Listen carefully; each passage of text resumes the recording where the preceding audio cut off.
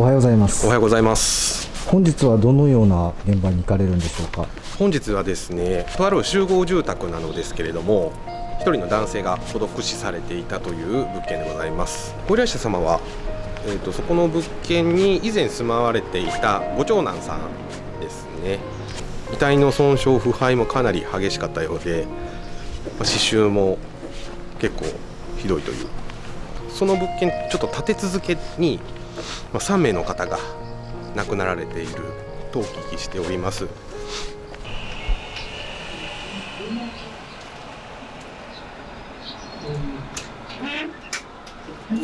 おはようございます。本日はよろしくお願いいたします。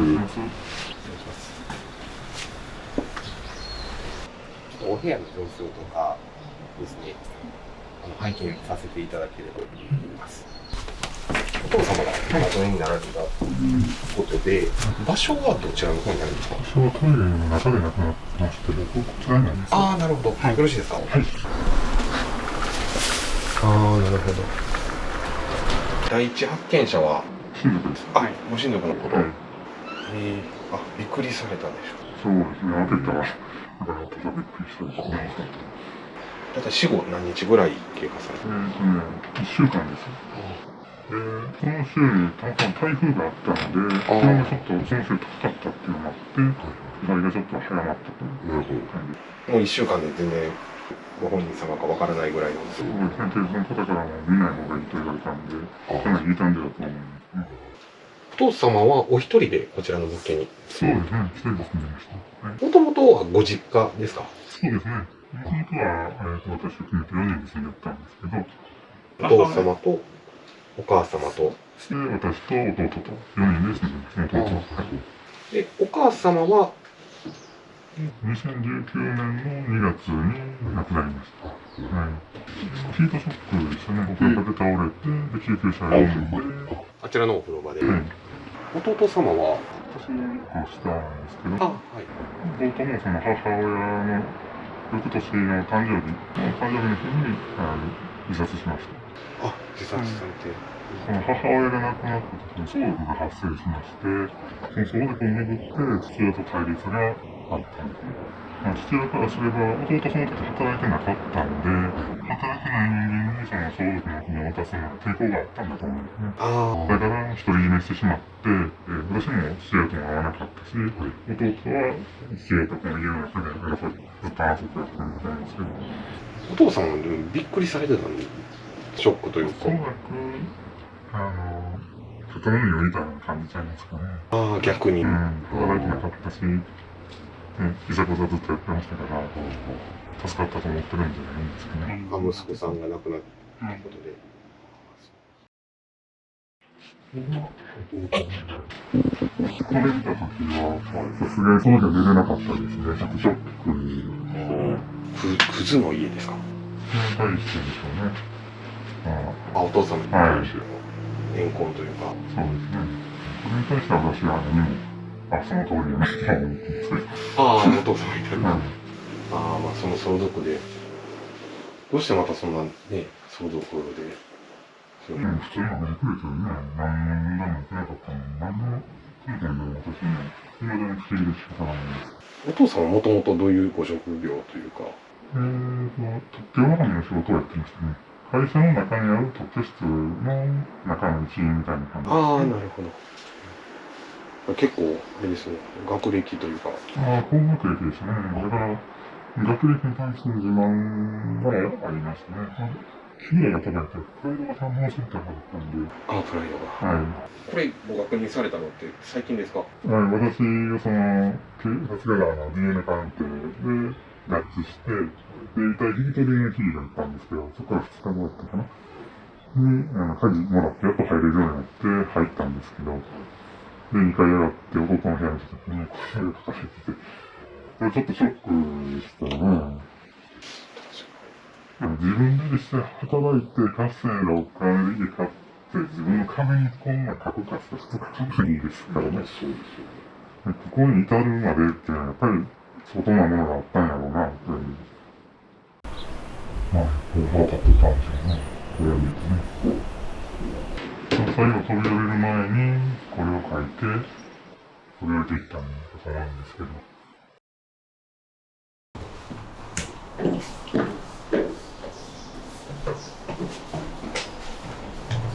こから落ちた場所っていうのが、この木の下に。ってことでしょ。この辺がどうなったと思うんですけど。もうすぐ見つかったんですか？死は3日か4日経ってましたね。ちょっと上線の中やったんで、誰も通過はわからない。これも誰にも言ってないんですけど、弟が亡くなった時のその時間に、私夢見てるんですね。あ、夢。ちょうどその亡くなったところの土の上にこう、顔がこう、埋まっていくような変な夢やったんですけど、あれがおそらく牛の知らせなんかなとは思ってるんですけど、お父様は気づかなかった気ですか？づかないというか興味がないんですね。自分以外のことに興味がないから。こっちが今になってて、母親が韓国で。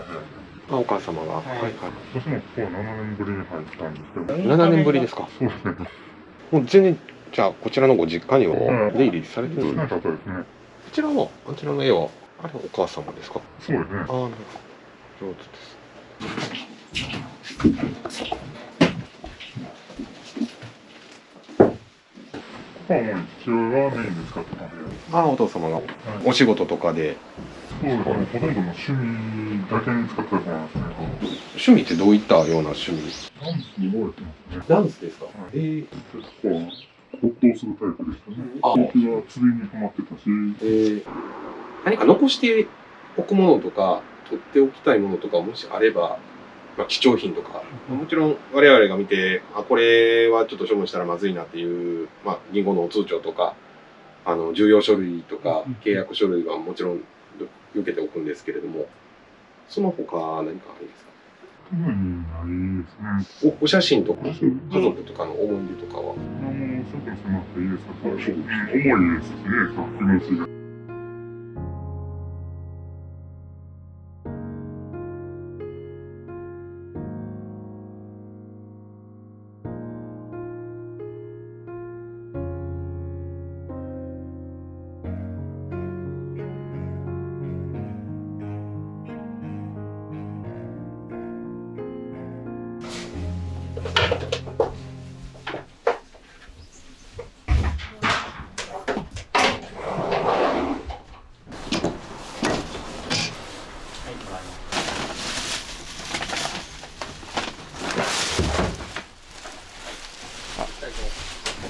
こちら、すごい古いタオルですかね。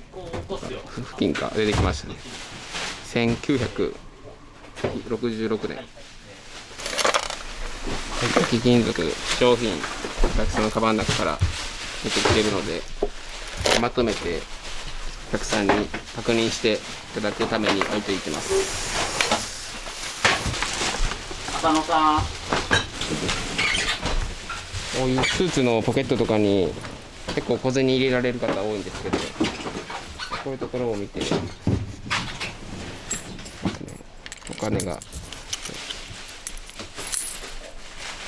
できたりしますんで、こういうのも全部お客さんにお返しいたします。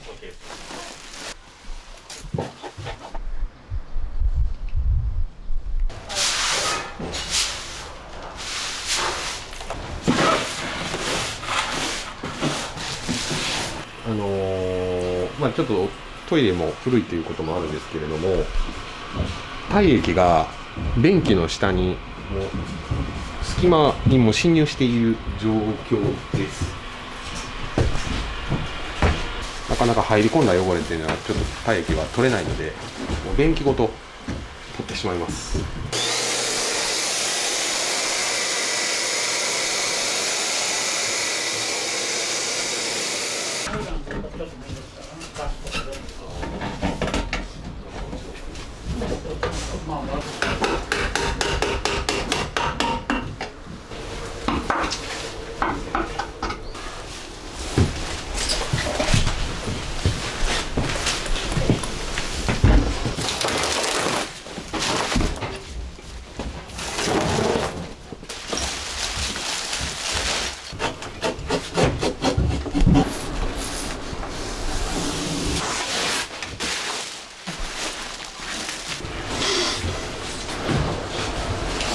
今床のクッションフロアと壁と天井のクロスですね、全部剥がしたんですけれども、少しはマシになりましたけれども、まだやっぱり刺繍の匂いがしますね。ちょっと汚物の匂いと刺繍が混ざっているような状況です。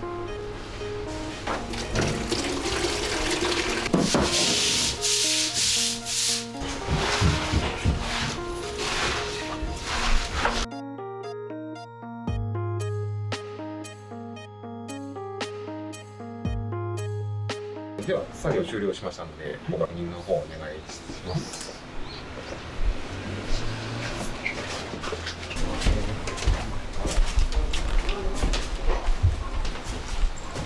もう全部家財道具すべてなくなっている状態です。お父様がお亡くなりになられていたお手洗いトイレですけれども、もう便器も全部減ってしまってますね。全くないですね。床の CF も剥がしてしまって、クロスも全部めくって、そうなんですね。薬剤薬でもう全部除菌消毒、全く何も匂いしないですね。ほぼほぼ良いはかなり苦いと。そうですね。そうだ、こんなんできないですからね。そうですね。あとはもうお風呂全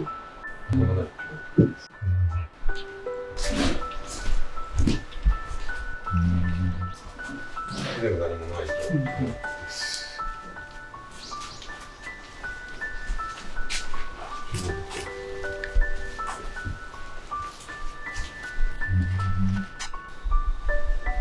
こちらのお母様のお部屋ですけど、全部何もない。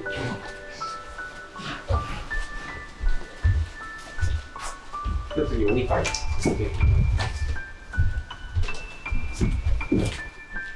ちらも全部何もない状況です。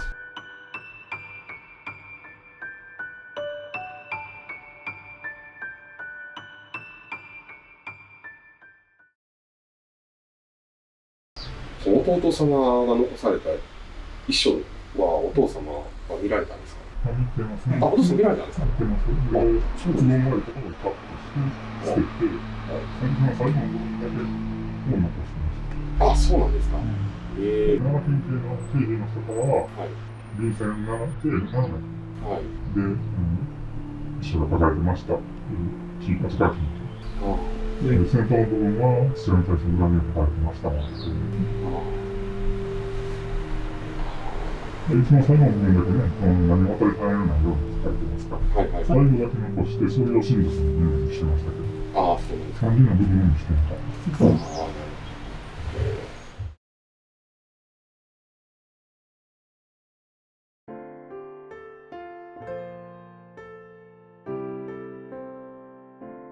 生まれ育ったご実家ということで、先ほどお部屋の中全部ご覧いただいたと思うんですけれども、家具とか家財道具一切なくなったら意外と結構広いな。そうですね、意外と広いのと、昔を思い出してましたね。ここを引っ越してきたのにの頃を思い出しますね。でもね、狭い家だから、この 5LDK なんで、各弟と私と、自分専用の部屋が割り当てられるから、ワクワクした時期を思い出しますね。